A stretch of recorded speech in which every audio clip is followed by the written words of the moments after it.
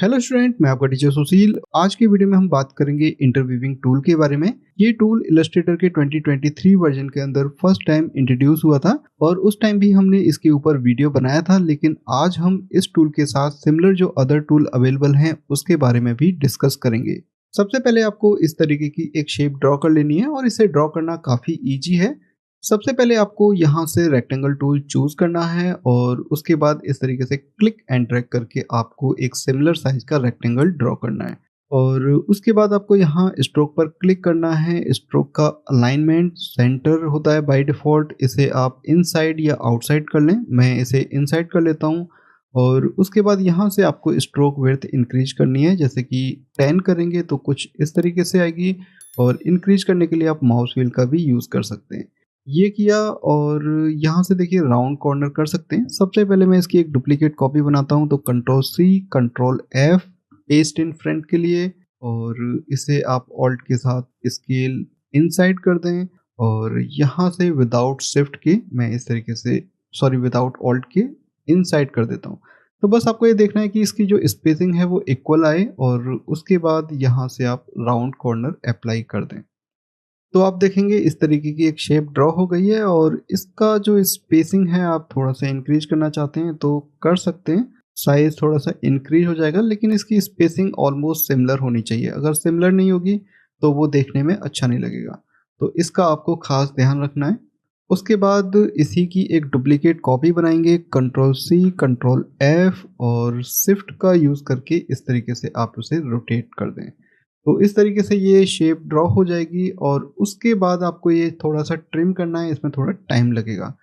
Pathfinder apply करने से पहले आपको इन स्ट्रोक को फिल में कन्वर्ट करना है। उसके लिए सारी शेप्स को आप सेलेक्ट कर लें। ऑब्जेक्ट, यहाँ पर आपको एक्सपेंड अपीयरेंस का ऑप्शन देखने को मिलेगा, इस पर क्लिक करें और ये जो स्ट्रोक हैं अब फिल में कन्वर्ट हो गए। जैसे आप बाहर क्लिक करेंगे और सेलेक्ट करेंगे तो देखेंगे कि ये फिल कलर है। एक्सपेंड अपीयरेंस करने के बाद हम इसके ऊपर पाथफाइंडर टूल अप्लाई कर सकते हैं। उसके लिए सबसे पहले आपको कुछ शेप ड्रॉ करनी पड़ेगी। तो यहाँ से मैंने रेक्टेंगल टूल चूज़ किया और इसका कलर ब्लैक है। सबसे पहले आप इसका कलर चेंज कर लें, तो मैंने कुछ इस तरीके से इसका कलर चेंज कर लिया है।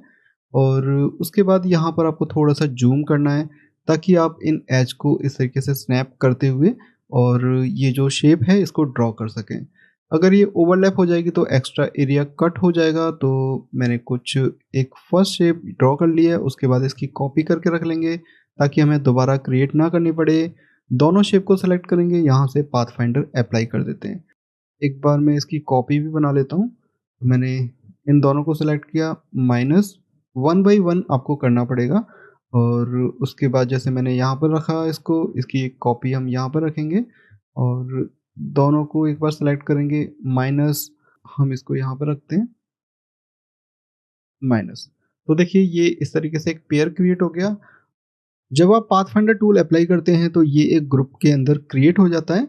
इसको हम बाद में अनग्रुप करेंगे। सबसे पहले इसकी एक कॉपी क्रिएट कर लेते हैं। ऑल्ट के साथ इस तरीके से मैंने क्लिक एंड ड्रैग किया, इसकी डुप्लीकेट कॉपी बनाई और शिफ्ट का यूज़ करके मैं इस तरीके से इसको रोटेट कर लूँगा।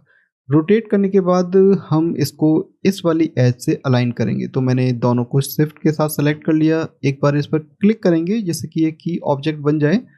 उसके बाद हम यहाँ से इसे अलाइन कर लेते हैं। तो इसे अलाइन मैंने कर लिया है। अलाइन करने के बाद ये जो शेप है इसे आप चाहें तो डिलीट कर सकते हैं। अनग्रुप करने के बाद आप चाहें तो इस तरीके से इसे फ्लिप करके मैच कर सकते हैं। तो ये देखिए इस तरीके से मैच हो गया। उसके बाद यहाँ पर ये प्रॉब्लम तो नहीं आनी चाहिए थी, लेकिन हम इसको एक बार इस तरीके से मैच कर देते हैं। तो देखिए ये वाली शेप क्रिएट हो गई। अब अगर आपको इसका कलर चेंज करना है तो आई ड्रॉपर टूल चूज करके इस तरीके से कलर चेंज कर सकते हैं। मैंने I think caps lock on किया हुआ था तो वो आइकन सही नहीं आ रहा था। तो कुछ इस तरीके के कलर आ गए हैं और इसका जो लेयर ऑर्डर है वो आप चेंज कर सकते हैं। तो हमने इसको इस तरीके से लेयर ऑर्डर चेंज कर दिया। तो आप भी ये वाली जो डिज़ाइन है बड़े ही इजी स्टेप्स के साथ बना सकते हैं। उसके बाद मैं इसी की एक डुप्लीकेट कॉपी क्रिएट करता हूँ। और इंटरवीविंग टूल के अंदर क्या होता है कि जैसे आप यहाँ पर देख रहे हैं कि ये जो रेड वाला पार्ट है ये ऊपर की बजाय नीचे हो जाए और उसके बाद यहाँ पर भी इसी तरीके से चेंजेस हो जाएँ तो उसको वीविंग पैटर्न कहते हैं। और टूल का नाम भी उसी तरीके से है, इंटरवीविंग। सबसे पहले आपको ऑब्जेक्ट मेन्यू में आना है और यहाँ पर आपको ये टूल देखने को मिल जाएगा इंटरवीविंग, और इसके अंदर आपको मेक का ऑप्शन क्लिक करना है। सबसे पहले आपको इन शेप को सेलेक्ट करना है, उसके बाद ही आपको मेक के ऊपर क्लिक करना है। इस टूल का आइकन लेसो टूल जैसा ही है। जैसे कि मैं इस पार्ट को ऊपर करना चाहता हूँ, एक विंडो सिलेक्शन बनाऊंगा, माउस को रिलीज करते ही वो पार्ट ऊपर आ जाएगा। तो आप यहाँ पर देख रहे हैं कि ये इस तरीके से वीविंग पैटर्न के अंदर अरेंज हो गई है। उसके बाद जैसे कि यहाँ पर भी हमें इसको ऊपर लेकर आना है, तो एक विंडो सिलेक्शन बनाया और ये इस तरीके से ऊपर आ गई। उसके बाद हम यहाँ पर इसको इस तरीके से करते हैं और इसको हम इस तरीके से। तो देखिए इस तरीके की ये शेप क्रिएट हो गई है। इसको हम पाथफाइंडर से भी कर सकते हैं डिवाइड करके, तो उसमें बहुत ज़्यादा टाइम लग जाएगा और इससे करना काफ़ी ईजी है। इंटरवीविंग टूल के अंदर कुछ और भी ऑप्शंस हमें वहाँ पर देखने को मिल रहे थे, तो एक बार हम उनको भी चेक कर लेते हैं।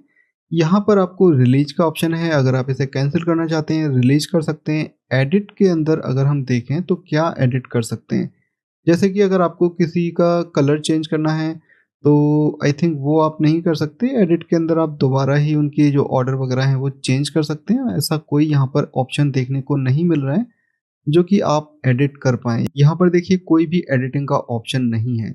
एडिट का ऑप्शन तो दिया हुआ है लेकिन वहाँ पर कोई भी एडिटिंग के टूल्स अवेलेबल नहीं है। मैंने इसको विंडो सिलेक्शन से सेलेक्ट किया, लेकिन आप इसे क्लिक करके भी सेलेक्ट कर सकते हैं क्योंकि ये एज ए ग्रुप ही क्रिएट हो जाता है और इसके जो पार्ट्स हैं उनको सेपरेट करने के लिए आपको यहाँ से रिलीज करना पड़ेगा। अब मैं शिफ्ट का यूज़ करके इस तरीके से इसे रोटेट कर लेता हूँ, तो आप देखेंगे बड़ी ही प्यारी सी हार्ट वाली शेप क्रिएट हो गई है। और अगर आप इसी वाली शेप के ऊपर पाथफाइंडर टूल यूज़ करते हैं तो आप इस तरीके की शेप क्रिएट कर सकते हैं। सबसे पहले मैं इसका जो कलर है अगर आप चेंज करना चाहें तो चेंज कर सकते हैं, नहीं तो ऐसे भी रहने दे सकते हैं। सारी शेप्स को सेलेक्ट करने के बाद आई थिंक मुझे देखना पड़ेगा कि ये स्ट्रोक तो नहीं है, हाँ ये फिल है। उसके बाद हम यहाँ से डिवाइड आइकन पर क्लिक करेंगे जिससे कि ये डिवाइड हो जाएगा। और सबसे पहले हमें इसे अनग्रुप करना है, तो यहाँ पर अनग्रुप कर लिया और यहाँ पर आप देखेंगे कि अलग अलग पार्ट में ये ब्रेक हो गया है। तो ये इस तरीके से ब्रेक हो जाता है। अब आपको देखना ये है कि कौन से पार्ट आपको डिलीट करने हैं। जैसे कि हमें ये वाले पार्ट डिलीट करने हैं। आई थिंक ये फिल कलर आ रहा है क्या, आप मैनुअली इस तरीके से क्लिक करके वन बाय वन डिलीट कर सकते हैं। और ये देखिए इसको भी हम, मुझे ये डिलीट नहीं करना था, मुझे एक्चुअल में ये सेलेक्ट करके डिलीट करना था। तो ये हमने कर दिया है और इस तरीके से आप मैच करते हुए डिलीट कर सकते हैं कौन कौन सी लाइंस आपको डिलीट करनी है। तो आप देखेंगे कि इस तरीके की एक शेप क्रिएट हो गई है। मुझे लगता है कि इन सब का सिंगल कलर होगा तो ज़्यादा बेटर लगेगा। तो यहाँ से हम इसी तरीके का एक कलर कर देते हैं। अब देखिए यहाँ पर आप देखेंगे जैसे हमने कलर किया तो कुछ पैचेस क्रिएट हो जाते हैं, वो आपको सेलेक्ट करके डिलीट करने पड़ेंगे, उसकी वजह से वो कलर वहाँ पर फिल हो गया है। अगर आप इस तरीके से कलर फिल करेंगे तो वो भी पेंटेड हो जाएंगे। तो आप क्या कर सकते हैं, अंडू करें सबसे पहले। उसके बाद हम यहाँ बाहर क्लिक करते हैं और जो अनपेंटेड ऑब्जेक्ट होते हैं, जैसे कि यहाँ पर आप देखेंगे कि वो अनपेंटेड ऑब्जेक्ट थे, वो जो अनपेंटेड ऑब्जेक्ट होते हैं उनको क्लियर करने के लिए आप ऑब्जेक्ट और यहाँ पर एक क्लीन अप टूल होता है जो कि आपको पाथ, और पाथ के अंदर आपको यहाँ पर देखने को मिलेगा। इस पर क्लिक करें और जैसे कि यहाँ पर इसके अंदर आपको यहाँ पर 3 ऑप्शन देखने को मिलते हैं। तो ये सारे जो ऑब्जेक्ट होते हैं वो डिलीट हो जाएंगे। उसके बाद आप अगर कलर चेंज करना चाहते हैं तो अगर आप इस तरीके से कलर चेंज करेंगे तो वो वाली प्रॉब्लम नहीं आएगी। मैं सेम यही कलर पिक कर लेता हूँ। तो देखिए इस तरीके की पाथफाइंडर से हमने ये शेप ड्रॉ कर ली है। और उसके बाद अगर आप इसे यूनाइट करना चाहते हैं तो इस तरीके से यूनाइट कर सकते हैं। जो सारे कट्स थे वो सारे फिल होकर सिंगल ऑब्जेक्ट बन जाएगा।